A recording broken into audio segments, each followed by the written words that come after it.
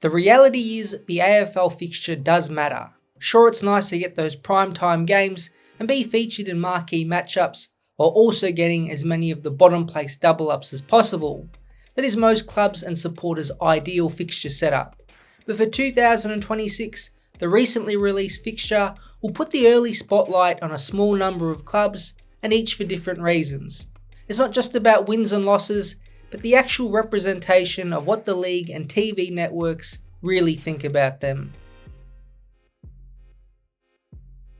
It seems the coach who will be under the microscope early on is Luke Beveridge. Again, feels like every year since 2021, he has been under pressure early in the season, and the Bulldogs have been traditionally slow starters in the same period of time. The fixture early on is perfect for them, as it is full of those top 8 teams. That is important, as the Bulldogs only defeated one in 2025, and it was their bunny side in GWS. In their first 8 games of 2026, the Dogs match up against 6 of 2025's top 8, and face Brisbane, Adelaide, Geelong and Hawthorn away from Marvel Stadium. Sure, it is a tricky start, but we'll make it clear within the first third of the season if the Dogs have actually improved, or will fall back to being flat track bullies who beat up on the weaker teams. And with no big name defensive reinforcements coming in besides Connor Buderick, the heat will be on Bevo and his coaching group to either rein in their offense to help stop opposition scoring, or get creative again and find another defender or two to bolster that part of the ground. There will be no smoke and mirrors early for the Dogs, and the fixture will give us an answer on how good they will be. Michael Voss is in a similar position to Luke Beveridge. Now Voss is out of contract at the end of 2026, so you can argue there is a higher level of urgency. Throw in the mass changes with player personnel and the off-field with staff, and the Blues are giving Voss a chance to succeed. Even Adam Simpson watching over him in a part-time coaching director role adds another layer of support. But the AFL themselves is banking on a big success or big flop with Carlton, and either way should rein in lots of viewers.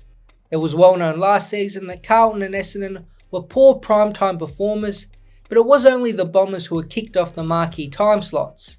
The release of this initial fixture has the Blues on 7 Thursday and Friday night games, while also featuring on Sunday night against Essendon in round 13. There is no hiding for Carlton on early Saturday or Sunday time slots, despite their performances in 2025. Now their actual early fixture is pretty balanced. Overall, Fox Footy gave Carlton the 9th hardest schedule, so right in that middle ground, but it is the time slots that add that extra element of focus. If they flop again, it will be hard to see the Blues getting equal coverage in 2027. It is a big task ahead for Voss and the team to quickly get the club in and around that top 10 mix while they're regenerating on the run. Now something that went under the fixture drop radar was with North Melbourne. The Kangas were able to pick up 5 wins in 2025, but didn't do enough to impress the broadcasters and AFL, who essentially banished the club from primetime football. Now according to Fox Footy, they did get the easiest double up matchups, which should in theory help the club and Alistair Clarkson break over that 5 to 6 win barrier, but the only Friday night game they have is against Carlton. But there might be a deeper theory to this, which is important. Now if we go back to early 2025, the club made the decision to ban Channel 7's Kane Cornes from the club's rooms after what they called bullying of Harry Sheezel, which came after other targeted attacks at the club previously. It was public and announced in a press conference by Todd Viney. Before the 2026 fixture dropped, Cornes clearly knew that the Kangaroos were not going to be a big feature on free to air. On SEN, Cornes said, "If I was a North Melbourne fan, I'd be going and subscribing to Foxtel, because unsurprisingly, there may only be one free to air fixture, maybe the Good Friday fixture."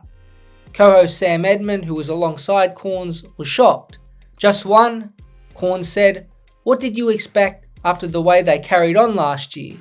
Now I'm not calling conspiracy theory, although the Herald Sun Scott Gullen was far less afraid to, specifically using North Melbourne and the Western Bulldogs and their own tough start, who also banned Cornes from their rooms, although not as public as North Melbourne did. Gullen answers his own questions. Question: Which club has the toughest draw in 2026? Answer: that will be the Western Bulldogs, whose coaches had a fiery run-in with Corns during the year and then banned the commentator from their rooms. Question: which club has no primetime Thursday night or Friday night slots? Answer: North Melbourne, the club who actually came out and banned Corns. Gullen finishes off by saying, "This is where we should add one of those legal notes. Not for 1 second does the Herald Sun suggest Channel 7 asked specifically for the above circumstances to play out, but there is no coincidence in the fight back of Thursday night football next year. It might be a conspiracy theory, but North will have to play exceptionally well and improve in 2026 to try and bounce back up the primetime ladder and get better exposure." One Victorian club that has got more exposure is St Kilda. They are in a similar boat to Carlton as they have a bunch of new player additions. They were rewarded with that new opening round fixture on Sunday night against Collingwood, which should reach at least 80,000, and the club have a further 2 MCG games, albeit away matches. But there is also another quirk which could work out for the club. After their round 13 trip to the SCG to face Sydney, the Saints don't travel outside Victoria for the rest of the home and away season. That is a big deal. Now it comes at a travel cost earlier in the season, especially between rounds 5 and 11, but might be worth it if the Saints can get off to a positive start. St Kilda are under that spotlight because of the mystery of how good they will be, but a back-end draw that features no interstate travel could really set them up to be a big mover next year.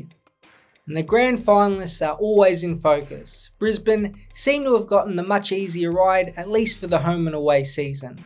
Perhaps it is to make up for 2025, which was a landmine of difficult opponents, although it may have helped harden the Lions for their final series. In the first 9 rounds of 2026, Brisbane faced just 2 top 8 opponents, which is perfect for a side that has had 3 straight grand final appearances and therefore limited off-seasons and pre-seasons. Chris Fagan and his team have shown they can overcome a slow start anyway, so it looks like another advantage for Brisbane in their hunt of a three-peat. But for whatever reason, Geelong were not treated as nicely. In terms of double-up matchups, Geelong have 4 of the top 6, facing Adelaide, Brisbane, Collingwood and Gold Coast twice. Also, throw Fremantle in that mix. It was graded the hardest schedule by Fox Footy, and combined with the history of teams coming off big grand final losses, it might be Chris Scott's biggest challenge as Geelong coach. So far he has overcome any challenge and is regarded as one of, if not the best coach in the competition. But this pre-season period will be a test, mentally more than anything, and it's why Geelong is a fascinating watch. So the fixture has put a number of clubs in the early season spotlight. The word fix is in fixture, so there is no surprise some clubs have been given the primetime spots over others, and some have much more difficult starts. It's all still a long way from kicking off again, but the agenda on who to watch closely is set.